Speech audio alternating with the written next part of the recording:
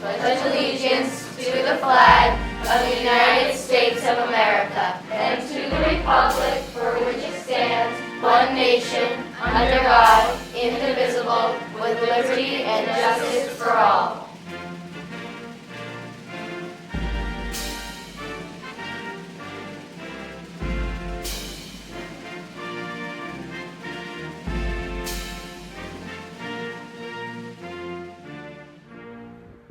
In our school systems, there is not justice for all. Justice means equal opportunity in education, no matter who your parents are or where they can afford to live. But here in Massachusetts, like everywhere in America, where you live determines a lot about the education your child receives. Per pupil spending varies widely from town to town and city to city. The town of Dracut, for example, spends about $11,000 per pupil. The town of Dover, over $21,000 per pupil. Arlington spends about $13,000 per pupil. And neighboring Lexington, over $17,000 per pupil. This is because school funding is mostly based on local property taxes. Towns with more expensive property, especially industrial and commercial property, can raise more money than towns without much commercial property.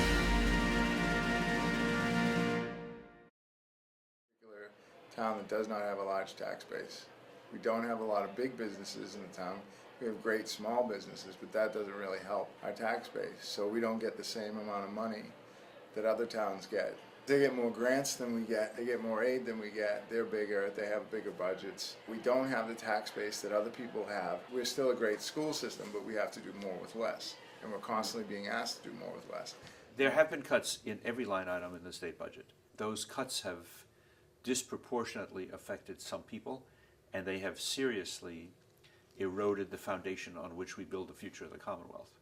So cuts in education, to use the old bumper sticker slogan, cuts in education don't heal.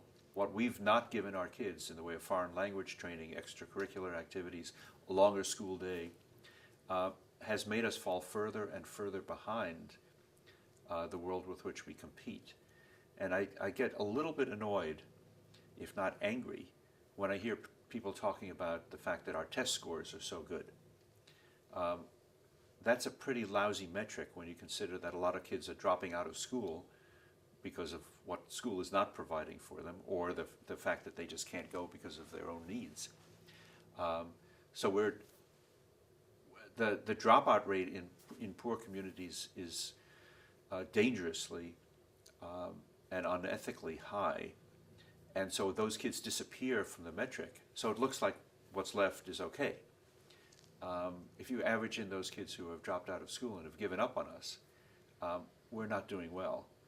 And comparing us to other states that are also cutting services is not the way I think I want to start the conversation. We need to start the conversation on what ought our kids to be getting and what are they not getting. Kids that come from lower socioeconomic environments that don't have English as a first language are definitely more vulnerable educationally, and without additional supports, it really is much harder for kids from non-English speaking background, and again, lower socioeconomic background, to achieve at the same level. There's so much more that goes into having a child able to access the education. I don't know the data off the top of my head, but it costs a lot more, basically. It's just, it costs a lot more. You need a lot more resources in terms of time, more intensive interventions, smaller class sizes, things like that to make up for some of the disadvantages that kids come to school with. For example, Lexington's town boundaries have room for some large office buildings and industries. These properties provide millions of dollars for the Lexington schools. In the town of Arlington, it's a different story. Its major industry is probably pizza shops. Good for kids who like pizza, not so good for funding schools. Reliance on the local property tax means that Arlington cannot afford to pay its teachers and teachers' aides as well as other towns. A teacher's aide in Arlington in 2014 makes only $16,000 per year. Oh, we got a raise for the first time in 4 years. I want to say it's about 16. I try not to focus too much on that. I mean, it's wonderful. I get insurance, I have benefits, which are important, but my take-home pay is not a lot. After my insurance is taken out and stuff like that, it's between $450 and $550, depending on the health and dental and all the insurances and the deductions and stuff. But yeah, and that's twice a month. When the GIC came in, I paid less, but I have to pay out more of my own pocket type of deal. I had no choice in that, so that's different. It's a challenge. I think we're on the cusp of changing the debate about public education from equal expenditure to equal opportunity. And that's really where we need to go, because providing $12,000 per year for a kid in Arlington is not the same as providing $12,000 a year for a kid in Lawrence, where English may be a second language, nutrition is a real problem, there may be all sorts of issues at home. There's almost certainly are not the kind of extra services and extra opportunities that our kids are used to getting. So the deprivation, if you will, on the part of kids growing up in poorer communities is even greater than we have acknowledged by keeping the focus on equal spending. We really need to be shifting the conversation to equal opportunity. That municipal funds have been significantly constrained, and I think back to the early 80s. But over time, as other costs have risen, healthcare costs have risen, it's been difficult to keep up with all of that, and municipalities have had to make difficult decisions about how much they compensate their employees. There's a lot of feeling on the part of educators that Arlington doesn't pay as well as our surrounding towns. And I think you can anecdotally look at a few comparisons and see that, yeah, there's a $10,000 to $20,000 difference. We have to carefully pick where our money goes so that we can get the most for the money that we're putting in a certain place. Do we focus on elementary math and therefore forego 6th grade math because we have to focus on the elementary level to get them ready to come up to the 6th grade? So those are the types of decisions that we have to make that other towns don't necessarily have to make. Our problems don't stem from, poor preparation as far as, implementing good curriculum. Good teaching and learning happens here. We have tremendous teachers. We have tremendous department chairs. We have tremendous top-level administration. We have a good supportive school committee that cares about the kids, and they care about what happens, and they contact us all the time to see if there's anything that they can do to help. We have that. And I wouldn't say that it's all money, but a lot of it stems around funding. Aside from the big differences in per pupil spending, the students themselves come from families with very different levels of education. Only 25% of parents in Dracut have a college degree. Over 76% of parents in Newton have a college degree. And income in Dracut per household is $72,000. Newton average household income is $167,000.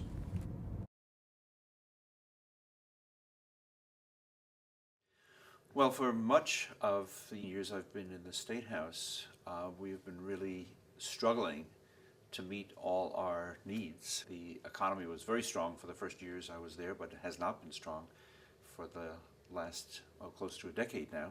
And every time there's a shortfall in state revenue, programs get cut. Some are cut more egregiously than others. Education aid has certainly been cut, although perhaps not in absolute numbers. So if you only look at the amount of state aid flowing to communities for schools, it doesn't look so bad, unless you take into account things like inflation, and in particular the higher cost of providing transportation services to kids. What we have seen, and what all parents have seen, is increasingly the services that you and I might have gotten as kids have now been privatized. Parents are responsible for providing fees for athletic activities, for most after-school activities. So increasingly, public schools are looking more like private schools, where parents are paying, and that's a violation of the public trust that we have to provide for a generation of well-educated kids and future citizens.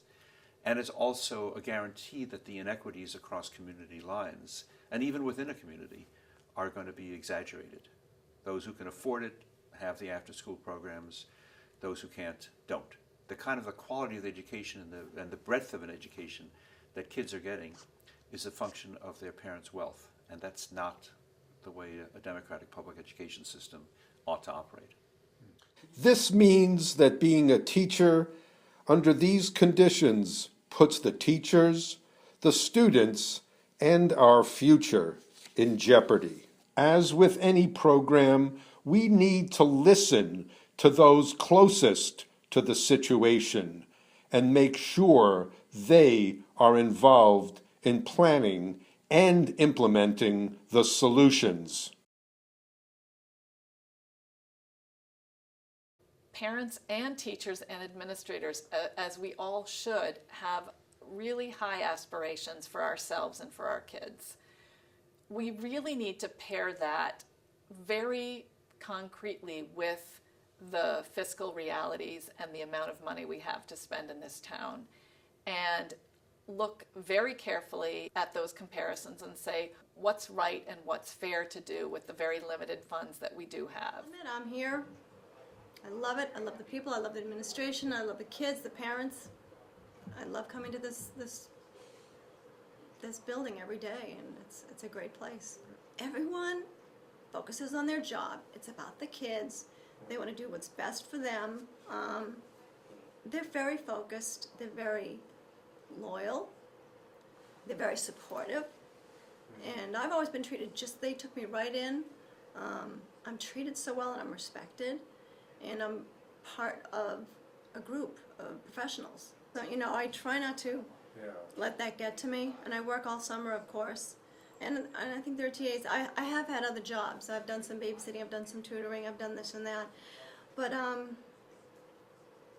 when I'm done here, I'm usually pretty tired because I put a lot of effort. We all do. We put a lot of effort into this. And I never leave at 2:30. I usually leave between 3 and 4, 3:30 and 4. Whether we're wrapping up things with my supervisors, discussing things with the other teachers. I work with 2 different clusters, so I have 8 different teachers I typically touch base with every day, and there's always something to discuss, whether it's paperwork or students missing work, this, that, it's all part of caring. Any way that parents could call the state, call their representatives, call the state, call the governor's office, just keep the pressure on to let them know we exist. It's like that Dr. Seuss, we are here, we are here, we are here, we are here. For the last 2 generations, we've had a very distorted conversation about community. The no new taxes, the government is bad culture has dominated the political discourse. And our history is a history of oscillating back and forth between the notion of the so-called self-made man on the Pioneer, where everything works out well when I get mine, and on the other hand, the Mayflower Compact notion that we're all in this together. That conversation has been grossly distorted for the better part of our lifetimes, really since Ronald Reagan. And it's time to restore that balance and think about, okay, what is it that we as a community want to do for and with one another? And damn it, we're going to reach some accommodation on providing those services. We have cut taxes dramatically over the last 20 years in Massachusetts. The price for that is huge. And the price for restoring any of those services is not going to be trivial, and it's going to start with a good adult conversation about how we tax ourselves. We're all busy, we're all stressed, and we all have to reach down deep and find some way to reach out to one another. And I think it can happen over coffee with a friend. It can happen in calls to state reps and state senators.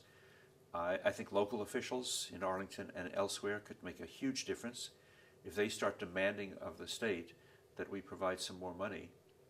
That will get heard.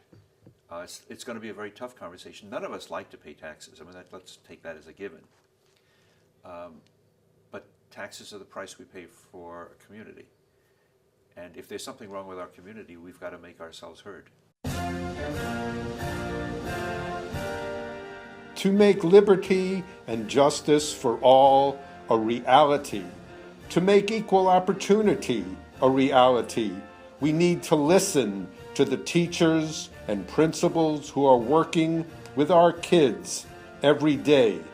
So, liberty and justice for all cannot be just words we recite, but the reality and opportunity we provide for all our children. Democracy is not a spectator sport. We need to make sure we vote, your neighbors vote, and let your elected officials know what you think and what you and our children need.